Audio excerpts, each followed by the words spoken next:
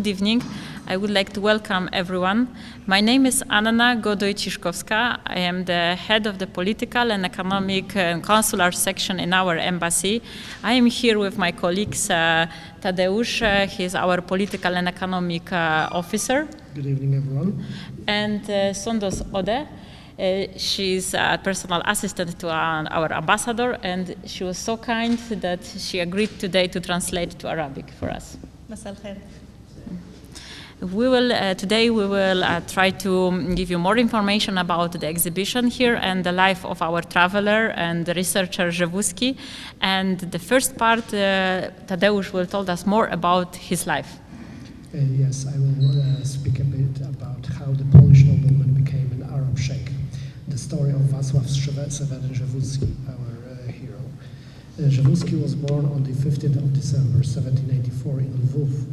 He had a passionate and firm talent for music, singing and painting.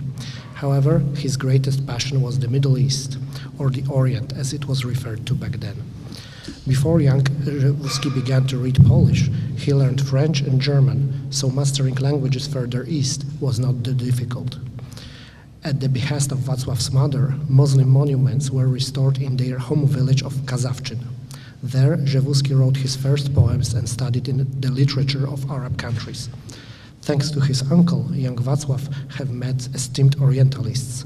One of them gave Rzewuski a Quran manuscript written on the skin of a gazelle. His wife, Rosalia Lubomirska, whom he married in 1805, shared her husband's interests. Together they studied Arabic with Arida, a Syrian scholar and a don of Viennese Oriental Academy. But it was thanks to an encounter with Józef Hammer that Rzewuski was finally able to spread his wings. Together they founded Mind de Orient, Sources of the Orient, one of the first European magazines dedicated to the Middle East, and they printed articles on Arab countries, poetry, translations, illustrations, and later included Rzewuski's texts. The first issue of this periodical appeared in 1809. Rzewuski was said to wield weapons even better than a pen. He graduated from the Austrian military school with honors, and soon enough he was able to test his skills at the Battle of Vienna in 1809. Although Rzewuski surrendered his horse to the commander and led the grenadier attack on foot, he retreated when he was shot in the leg. His compatriots were not impressed. This, however, did not seem to faze Rzewuski. On the contrary, in conversation with the new acquaintances, especially from the East, he boasted about having achieved a high rank in the battle and being a young, handsome, and adept rider. This seems more or less correct assessment. In the eyes of others, he was slim and rather short, but a strong young man, and there was no horse he was unable to tame. Rzewuski had long dreamed on traveling to the Middle East and is said to have prepared extensively to the journey. He toughened his stomach with raw meat and spoiled food and offered only water and pipes to any guests. He ate and slept with the horses, read the Quran, and wrote in Arabic. I will now refer to Sondos for translation. تحدثنا كيف أصبح نبيل البولندي شيخا عربيا. قصة واتسواف سيفرين جيفوسكي. جيفوسكي ولد في 15 من ديسمبر العام 1784 في لفيف. كانت لديه موهبة في الموسيقى والغناء والرسم، ومع ذلك كان الشرق الأوسط أو الشرق كما كان يشار إليه في ذلك الوقت شغفه الأكبر. قبل أن يبدأ الشاب جيفوسكي في قراءة البولندية تعلم الفرنسية والألمانية، لذلك لم يكن إتقان اللغات في الشرق أمرا صعبا. بناء على طلب والدته تم ترميم الآثار الإسلامية في قريتهم. هناك كتب جيفوسكي قصائده الأولى ودرس أدب الدول العربية. بفضل عمه تعرف جيفوسكي الشاب على مستشرقين، منهم من أعطاه مخطوطة قرآنية مكتوبة على جلد الغزال. شاركت زوجته روزاليا التي تزوجها في عام 1805 زوجها في اهتماماته. درسا معا اللغة العربية من عايدة، باحثة سورية في أكاديمية فيينا الشرقية. ولكن بفضل لقاء مع جوزيف هامر تمكن جيفوسكي أخيرا من نشر جناحين. أسسوا معا واحدة من أولى المجلات الأوروبية المتخصصة للشرق الأوسط، نشرت مقالات عن الدول العربية وترجمات شعرية ورسوم إيضاحية، ثم لاحقا تضمنت نصوصا من جيفوسكي نفسه. صدر العدد الأول من المجلة في عام 1809. تخرج جيفوسكي من مدرسة عسكرية نمساوية مع مرتبة الشرف، وسرعان ما تمكن من اختبار مهاراته في معركة فيينا في عام 1809. كان يتفاخر مع معارفه في الشرق بأنه حقق مراتب عالية في المعركة، وكونه فارسا شابا وسيما وماهرا. يبدو هذا تقييما صحيحا إلى حد ما. في نظر الآخرين كان نحيفا وقصيرا نوعا ما، ولكن شابا قويا، ولم يكن هناك حصان لم يكن قادرا على ترويضه.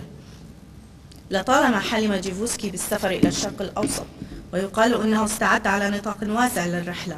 قسى معدته باللحوم النية أو الطعام الفاسد، ولم يقدم سوى الماء والتبخ لأي ضيف.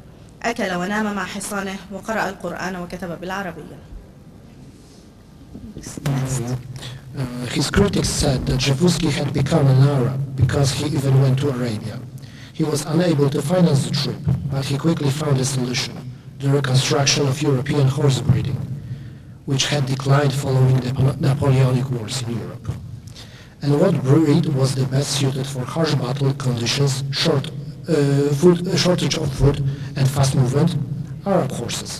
And for the most valuable ones, one had to go to the source, the Bedouins, and preferably in person. Initially, the participants on the Congress of Vienna were skeptical about Javousky's plan. After all, the fate of nations and the states' borders were more important. But Javousky persevered. Javousky soon found an ally in Catherine, sister of Tsar Alexander I of Russia, who shared his love for the Arab stallions.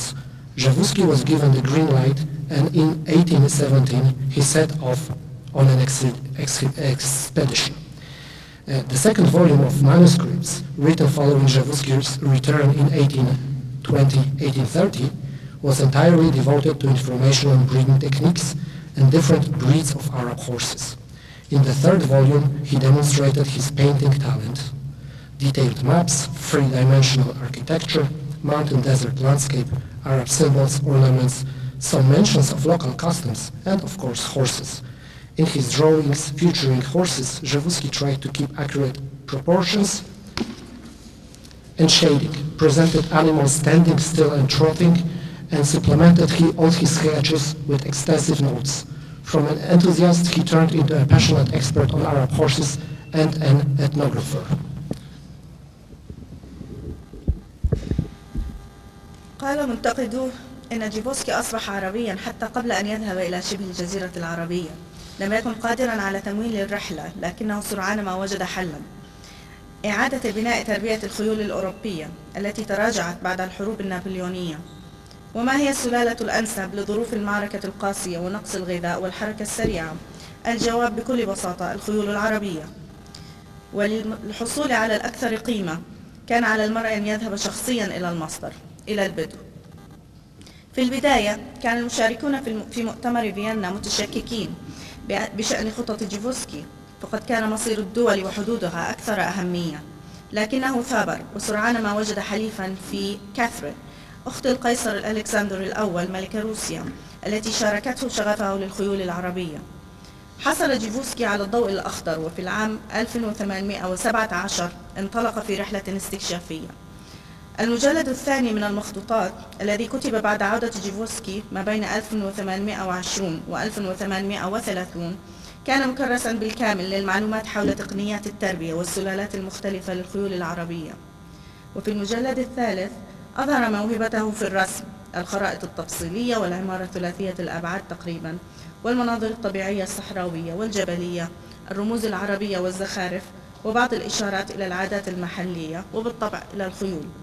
في رسوماته التي تصور الخيول حاول جيفوسكي الحفاظ على النسب والتضليل المناسب. من مجرد متحمس تحول إلى خبير شغوف بالخيول العربية. Trade with the Bedouins was not easy. First one had to find their camp in the desert, then become a guest of the tribe, and finally pass an oral exam in the knowledge of stallions and sometimes practical test of horse riding. The transaction itself did not always proceed as the buyer would expect. The seller could refuse on any pretext or withdraw at any time. Javousky managed all these expectations and carefully observed Bedouin customs. In his manuscript, he depicted Bedouin clothing and armor with photographic precision, but the most valuable part of his writings on their customs is the musical notation of a folk song. Middle Eastern music was passed on by word of mouth, so even these few lines of melody are a rare treat. We will listen to this melody after the lecture. Thank you. Santos, could you? التجارة مع البدو لم تكن سهلة. أولاً كان على المرء أن يجد معسكره في الصحراء، ثم يصبح ضيفاً على القبيلة، مما يتضمن المشاركة في الاحتفالات وسباق الخيل. وأخيراً اجتياز اختبار شفهي في معرفة الفحول، وأحياناً اختباراً عملياً في ركوب الخيل. نجح جيفوسكي في إدارة كل ذلك بشكل استثنائي. في الوقت نفسه راقب بعناية العادات البدوية، صور في مخطوطاته الملابس والدروع البدوية بدقة التصوير الفوتوغرافي. لكن الجزء الأكثر قيمة في كتاباته عن عاداتهم هو التدوين الموسيقي للأغنية الشعبية. تم تناقل الموسيقى الشرق أوسطية من خلال الكلام الشفهي، لذا فإن هذه الأسطر القليلة من اللحن تعتبر هدية صغيرة نادرة. Thank you. Thank you. So Tadeusz gave us the information about Rzewuski's life and work. I totally agree with him that Rzewuski, the traveler, soldier, polyglot, orientalist, the lover of horses, calligraphy, was an extraordinary figure. He was also a Polish patriot who fell in love in the world of Bedouins, as well as a knight fighting for the independence of Poland, because we were not independent country back then. The story of Rzewuski's life provides the materials of no less impact than the Lawrence of Arabia, while description of his adventures and travels in the Middle East provide complete film script, no less absorbing than those relating to the adventures of Indiana Jones. In my part, I would like to more focus about the exhibition itself and the storytelling behind it. قدم لنا تاديوش معلومات حول حياة جيفوسكي وأعماله. أتفق معه تماما في أن فاتسواف سيفيرين جيفوسكي المسافر الجندي محب اللغات والموسيقى والخط والخبير في الخيول كان شخصية غير عادية. كان أيضا وطنيا بولنديا وقع في حب علم البدو، وكذلك كان أميرا وفارسا يقاتل من أجل استقلال وطنه. تقدم قصة حياة جيفوسكي مادة لا تقل تأثيرا عن تلك التي قام بها لورنس العرب، في حين أن أوصاف مغامراته ورحلاته في الشرق الأوسط تقدم سيناريوهات وشرائط سينمائية لا تقل أهمية عن تلك التي تتعلق بمغامرات إنديانا جونز. في هذا المقطع سنركز أكثر على المعرض نفسه ورواية القصص من وراءه. So, we will start with the title, Emir from Poland. His life is a story of breaking down cultural barriers between Europeans and the proud inhabitants of the Arabian desert, full of adventures, twisted of plots, result not only of the mutual respect and acceptance, but also a friendship. That is why these 13 local tribes gave Rzewuski the title of Emir, and numerous nicknames emphasizing that he was from Poland, Europe, like the Golden Bird or the Father of Lion. The entire story is concerning around these 4 pillars, where you can find the information about his life and work. And now I will go more detailed about each pillar. سنبدأ بالعنوان أمير من بولندا. حياته هي قصة عن تحطيم الحواجز الثقافية بين الأوروبيين والسكان الفخورين للصحراء العربية المليئة بالمغامرات والالتواءات في الحبكة. لم ينتج عنها قبول متبادل فحسب، بل صداقة حقيقية أيضا. أعطت 13 قبيلة محلية لقب الأمير والعديد من الألقاب التي تؤكد احترام الألقاب البولندية مثل اللحية الذهبية أو والد الأسد. تم بناء التاريخ الكامل المتعلق بجيفوسكي حول 4 أعمدة ذات طابع خاص، حيث يمكنكم العثور على معلومات حول حياته وعمله. Okay.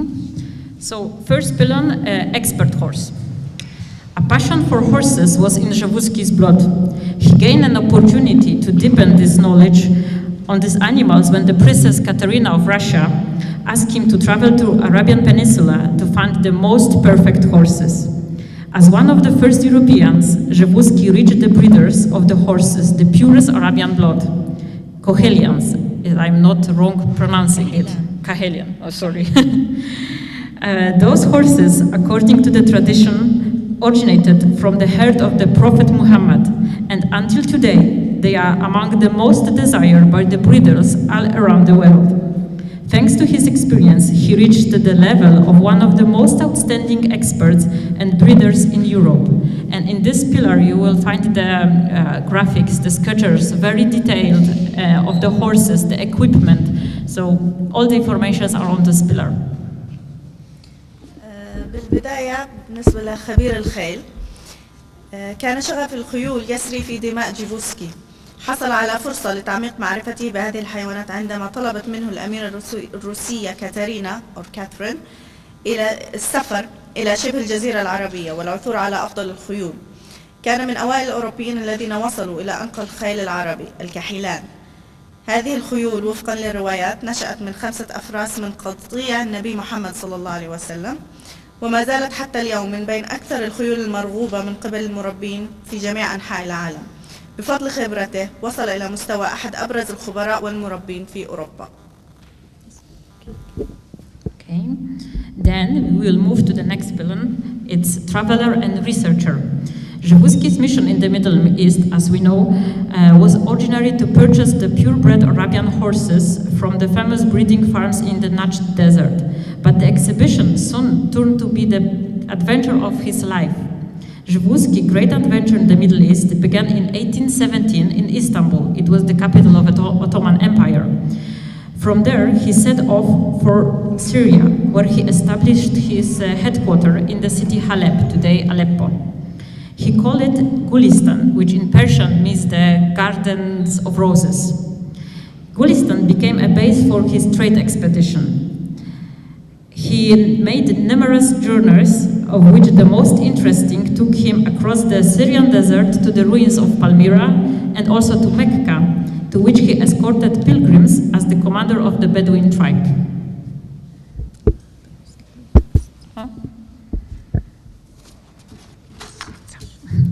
In this pillar dedicated to his travel, you can find all connected to the journeys. He left behind a travel diary describing absolutely everything he noticed during his voyage around the Arabian Peninsula: map, sketches of horses, architecture, customs, and everyday life objects. He adopted the local culture and dress, which quickly earned him respect from the Bedouins. He also wrote the book concerning the Arab horse breeding, and it was like the exceptional, something really unique in Europe back then. المسافر والباحث. كانت مهمة جيفوسكي في الشرق الأوسط في الأصل هي شراء الخيول العربية الأصيلة من صحراء نجد، ولكن سرعان ما تحولت الرحلة الاستكشافية إلى مغامرة العمر للمسافر البولندي. بدأت مغامرته العظيمة في الشرق الأوسط عام 1817 في إسطنبول، عاصمة الإمبراطورية العثمانية، ومن هناك انطلق إلى سوريا حيث أقام مقره الرئيسي في مدينة حلب. كما قام بالعديد من الرحلات كان من أكثرها إثارة للاهتمام رحلته عبر الصحراء السورية إلى أنقاض تدمر، وكذلك إلى مكة حيث اصطحب الحجاج إليها كقائد لقوات البدو. في العمود المخصص لهذه الأسفار يمكنك أن تجد كل ما يتعلق بهذه الرحلات. ترك وراءه مذكرات تصف تماما كل ما لاحظه خلال رحلاته حول شبه الجزيرة العربية: الخرائط ورسومات الخيول، العمارة والعادات والأغراض الحياة اليومية. تبنى الثقافة واللباس المحلي، الأمر الذي سرعان ما أكسبه احترام البدو، كما ألف الكتاب في خيول الشرق. Next pillar is romantic. And being an eccentric traveler with a thirst for discovery, Przewódzki was an ideal example of the romantic hero. He lived in the 18th century, so he was influenced by the Romanticism. But what is a Romanticism? So it is an artistic literature, musical and intellectual movement in Europe towards the end of the 18th century. Romanticism emphasized the emotions, the individualism. He was characterized by the idealization of nature and suspicion in science and industrialization. Deep in Arabian desert, he sought a life closer to nature and the solace for his troubled heart. He became an inspiration for the very famous Polish poets who lived in the 18th century. They dedicated him a lot of poets. In this pillar, you can see also some graphics from his manuscript. It is an example of the calligraphic Oriental style elements. In this way, using his own invention and the original and creative way, he talked about the culture, art, and nature of Arabia.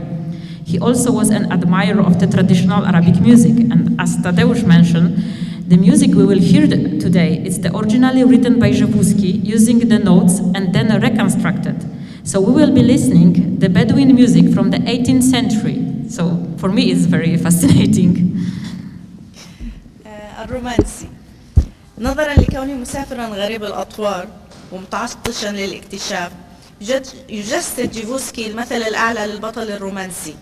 عندما عاش في القرن الثامن عشر تأثر بالحركة الرومانسية، وهي حركة فنية وأدبية وموسيقية وفكرية نشأت في أوروبا في أواخر القرن الثامن عشر. أكدت الرومانسية على المشاعر والفردية، وتميزت بإضفاء الطابع المثالي على الطبيعة والشك في العلم والتصنيع. في أعماق الصحراء العربية سعى إلى حياة أقرب إلى الطبيعة والعزاء لقلبه المضطرب.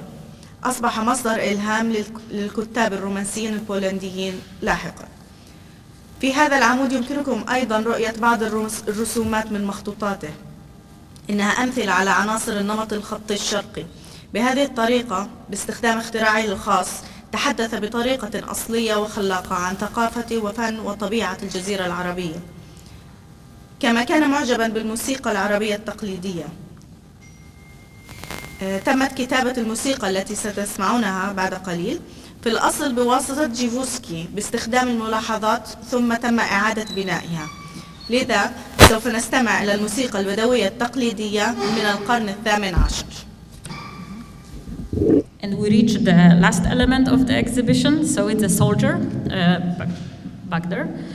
Rzewuski loved horseback riding and fencing since childhood.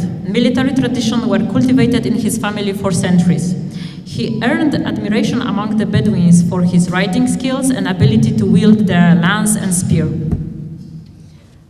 آخر بيلر عن الجندي. جيفوسكي أحب ركوب الخيل والمبارزة منذ الطفولة. تمت زراعة التقاليد العسكرية في عائلته لعدة قرون، وقد نال إعجاب البدو لمهارته في ركوب الخيل وقدرته على استخدام السيف والرمح. And I would just like to conclude our meeting today. So Rzewuski was a Pole who became an emir and Bedouin living as a Pole noble. The life story of Seweryn Rzewuski proves that it is possible that the two cultures, quite remote from each other, can be brought together. As a traveler, scholar, and enthusiast, but above all, a great friend of Arab, he found himself in the desert and created his own world among Bedouins. We, as Polish diplomats, we also would like to build bridges of friendship and understanding between our countries, Poland and Kuwait. That is why we are very grateful for the opportunity to show this exhibition here, and we believe that it's just the next step after Rzewuski to build these bridges and to link our nations. Thank you so much.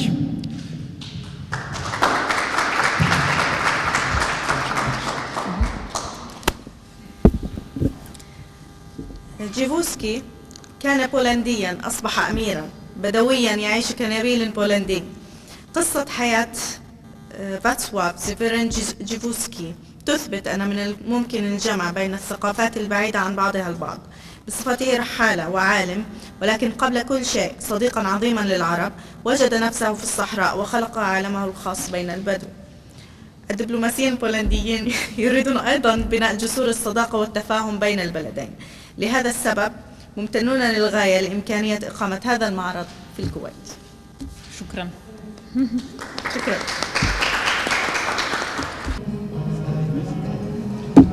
It's from the tower. It's exactly the same music. It was played 200 years ago here. Thank you. Thank you.